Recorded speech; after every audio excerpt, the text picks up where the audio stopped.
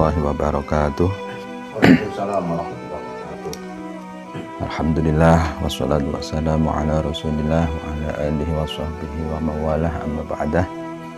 Rabbi shrah li sadri wa yassir li amri wa hlul 'uqdatam min lisani yafqahu qawli amma ba'du. Kepada pemirsa channel YouTube MWC Joko Jaya yang budiman, dan semoga dirahmati Allah Subhanahu wa taala. Alhamdulillah kita bertemu kembali di channel yang insyaallah penuh manfaat dan keberkahan ini. Yang berikutnya adalah wanita hamil dan juga dalam kondisi menyusui. Ini yang sering atau mungkin banyak terjadi di lingkungan kita, di masyarakat kita. Bagaimana kondisi orang yang hamil, entah itu hamil muda atau hamil tua, juga dalam kondisi menyusui putra putrinya.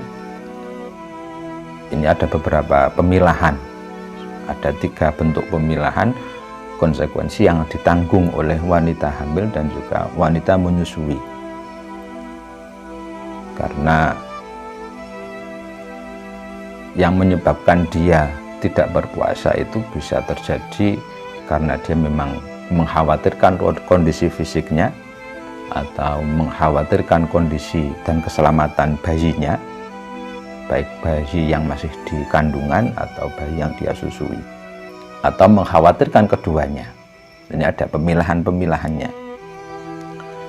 Bagi wanita hamil dan menyusui yang tidak melaksanakan puasa karena dia khawatir terhadap keselamatan fisiknya sendiri tanpa mengkhawatirkan kondisi bayinya, maka dia hanya wajib untuk qadha saja, karena keselamatan dan kesejahteraan bayinya sudah dia pasrahkan sepenuhnya kepada kekuasaan Allah Subhanahu wa taala. Dia hanya mengkhawatirkan kondisi fisiknya saja. Mungkin dia merasa kalau saya puasa kondisinya akan lemah dan tidak kuat untuk puasa. Selanjutnya yang pemilahan yang nomor 2 bagi wanita hamil dan menyusui adalah ketika ada kekhawatiran pada kondisi bayi sekaligus fisiknya ibu. Jadi ibunya juga bisa menjadi lebih lemah secara fisik, yang juga berimbas kepada kondisi fisik bayinya. Jadi ada 2 kekhawatiran sekaligus bagi ibu dan juga bayinya. Untuk yang kedua ini, sebagaimana yang pertama, wanita tersebut hanya kewajiban untuk qadha puasanya saja.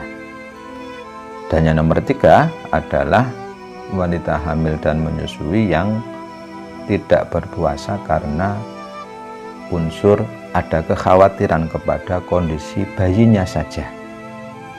Meskipun secara fisik ibunya kuat, namun karena bayinya yang butuh penanganan lebih ekstra, baik dalam kandungan maupun yang sudah lahir, maka dia tidak melaksanakan puasa dan berkewajiban untuk membayar fidyah saja.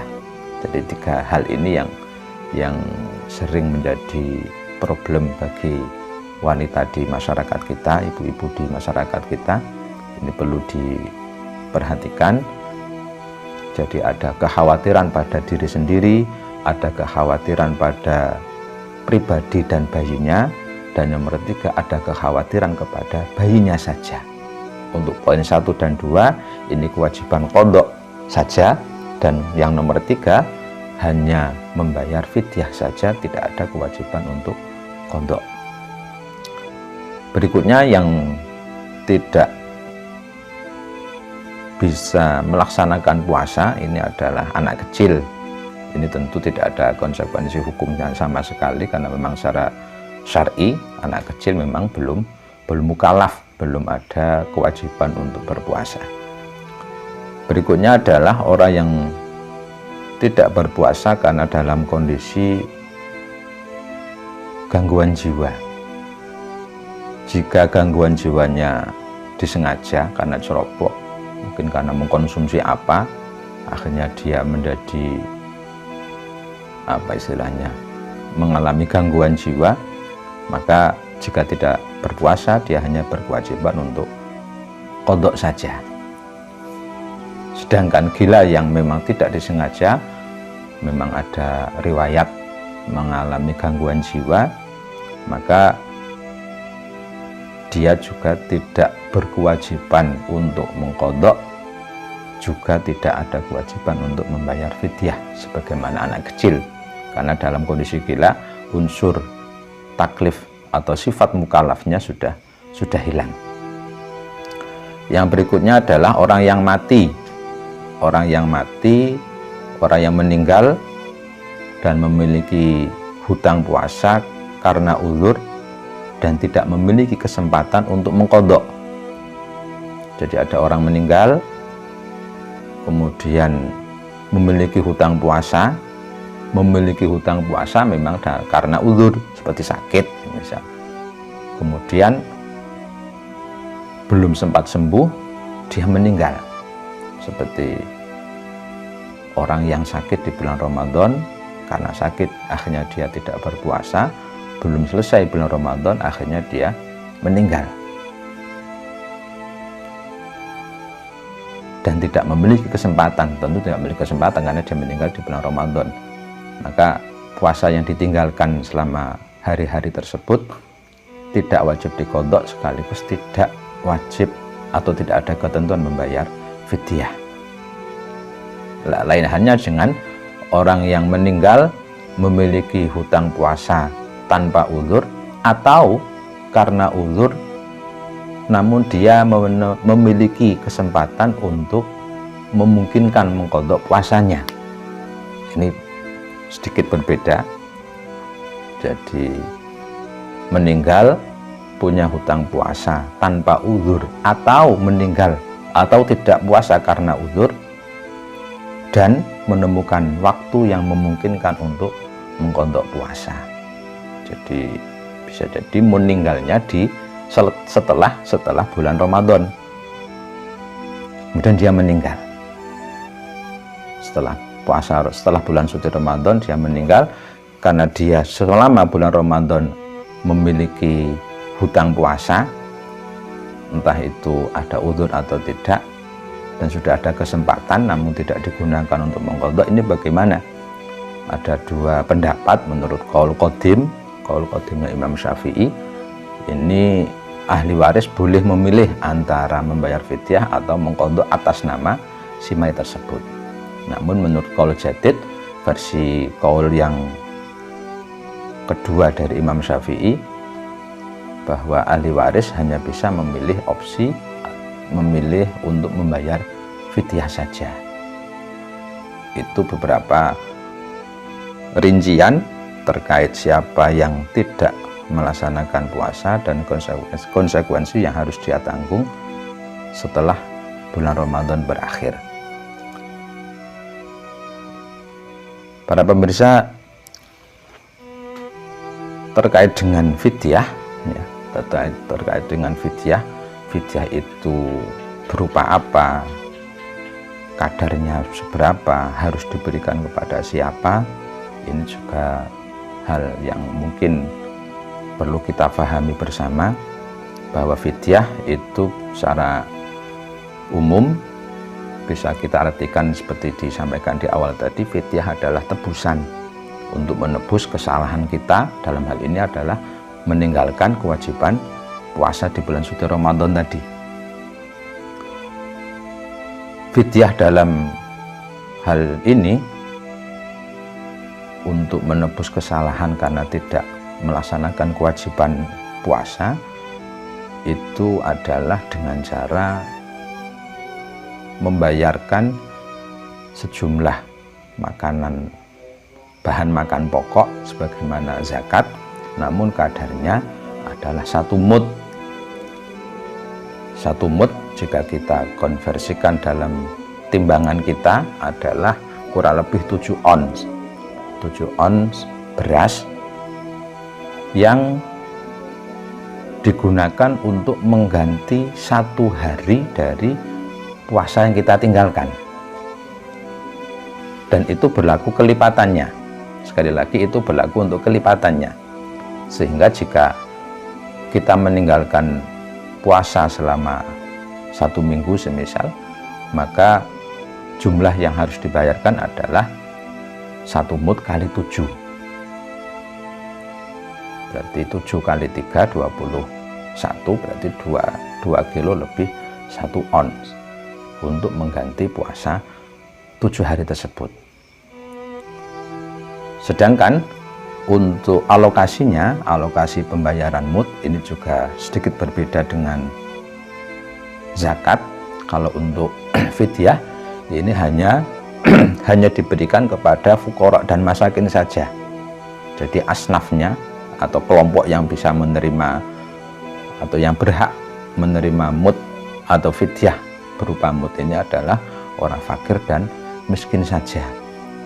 Namun bisa diberikan kepada 1 orang.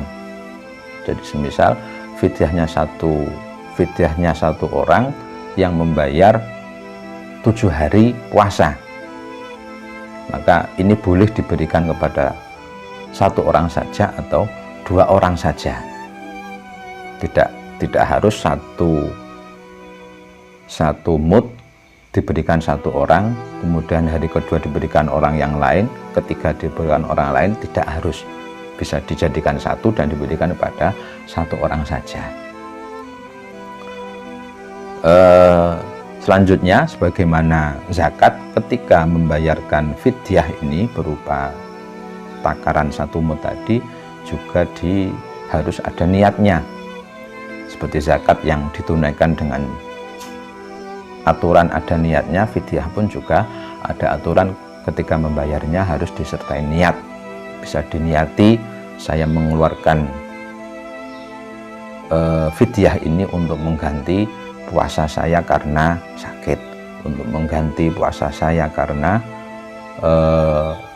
menyusui atau meninggalkan puasa karena kondisi hamil dan sejenisnya. Jika itu untuk orang lain, ya maka diniatkan untuk mengganti puasanya ini dan ini, untuk mengganti puasanya Fulan bin Fulan, disebutkan namanya. Jika itu untuk orang meninggal, ya disebutkan namanya, untuk mengganti puasanya bapak ini bin ini karena alasan ini. Itu tentang teknis pembayaran fidyah. Selanjutnya yang nomor 3 dari konsekuensi ketika kita meninggalkan puasa adalah kafarat. Seperti disinggung di pembahasan awal tadi, kafarat adalah konsekuensi yang paling berat bagi orang yang meninggalkan puasa. Kafarat ini dilakukan jika di bulan suci Ramadan di siang hari orang tersebut melakukan hubungan layaknya suami istri dengan disengaja, yang menyebabkan puasanya menjadi batal. Kafarat ini berupa apa? Dikatakan paling berat ya karena kewajibannya dia harus memerdekakan budak muslim. Kalau dia tidak mampu atau karena tidak ada budak seperti zaman sekarang, maka dia harus mengganti puasa selama 2 bulan berturut-turut. Jika dirasa dia tidak mampu, maka dia harus memberi makan sejumlah 60 orang fakir atau miskin. Jadi 1 orang itu untuk 1 orang ya. Kalau dia 2 orang ya berarti ya juga double. Berarti 60 kali 2 ibarat dia memberi makan, dia harus memberi makan 120 orang fakir atau miskin tadi. Sehingga dikatakan itu menjadi tebusan yang paling berat, konsekuensi yang paling berat bagi orang yang membatalkan puasa karena alasan tadi. Baik, itu pemirsa yang dirahmati Allah, sedikit ulasan dari kami terkait dengan qadha, fidyah dan kafarat bagi siapa saja yang membatalkan atau tidak berpuasa di bulan suci Ramadan.